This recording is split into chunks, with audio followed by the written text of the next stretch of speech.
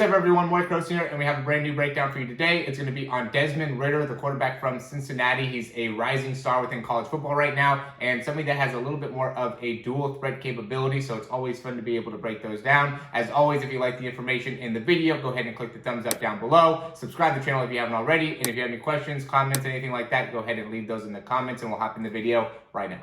All right, so Desmond here is, somebody that is a great, like I said, dual threat running quarterback, but also has a really, really strong arm. We can see here, really loads the ball back a lot, and I like that when it comes to throwing a deeper throw. You really want to make sure that you're able to get that ball back just because it gives you plenty of time to be able to drive that elbow through. It looks like he kind of drops that elbow a little bit, though. I would say this is something that we want to try to avoid. This makes it so then as you're throwing the ball, you end up pushing it a little bit more, puts a little bit more pressure on the pec, kind of front part of the shoulder, so you can be a little bit more at risk for that. I've also seen some different dislocations from people that have that kind of drop there in the elbow as they're coming through. But he does a good job of being able to kind of push off that back leg, create rotation there, maintains a good front arm position, really like that. Very stable within that front leg as well. As he goes through the throw, he ends up making a really nice throw on this one here. Next one we'll be able to go more into, I always like to give guys a good chance here with the release time. So again, you can see, gets the ball back a pretty good amount there. Looks like he doesn't drop the elbow as much, but you could really, again, see that rotation that he generates with that back leg. He doesn't really get much hip extension, right? We just did a breakdown on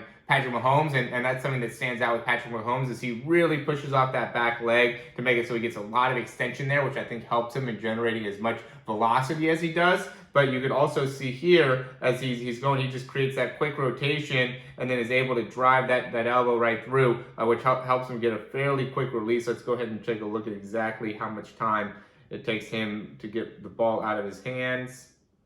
Okay, we'll say he leaves it around 33.73.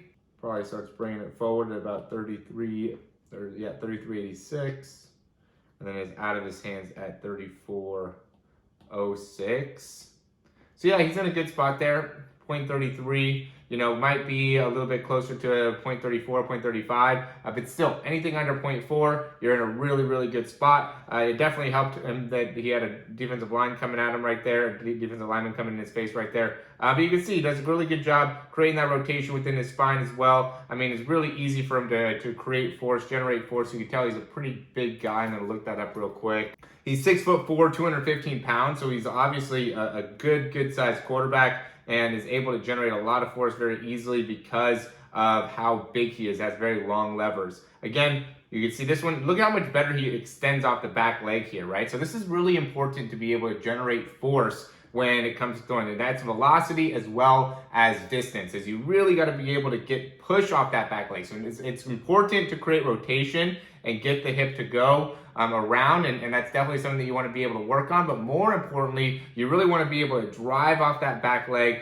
push your body weight forward, get that rotation going at the hips simultaneously. But if you miss the extension and you don't get that really nice push off, then that really has a big impact on your ability to generate as much force. And then from there, again, it creates really good disassociation and is able to come through. And it looks like it was just that beginning throw where he really dropped that elbow down. I didn't really see that elbow drop as much on any of the other throws.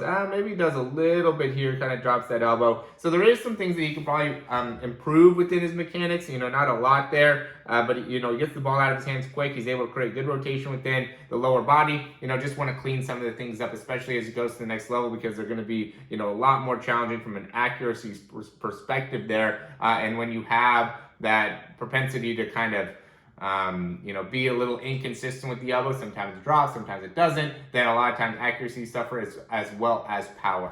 All right. As always, guys, thanks for watching. If you have any questions, you can leave those down below. And check out Quarterback University. I'm going to keep on talking about it. I'm very passionate about it just because I put a lot of time, energy, and effort into it. So you're going to get a lot of great value out of it. If you haven't tried the 3-day trial, go ahead and go to the description down below and try that out. We also have a few things available. We have a QB ebook that is free that you can check out. We also have different breakdowns. We have a throw program. There's a lot of things that we do for quarterbacks, all in the description down below. Looking forward to hearing from you, talking to you, helping you develop as a quarterback. As always, thanks for watching. We'll talk to you soon.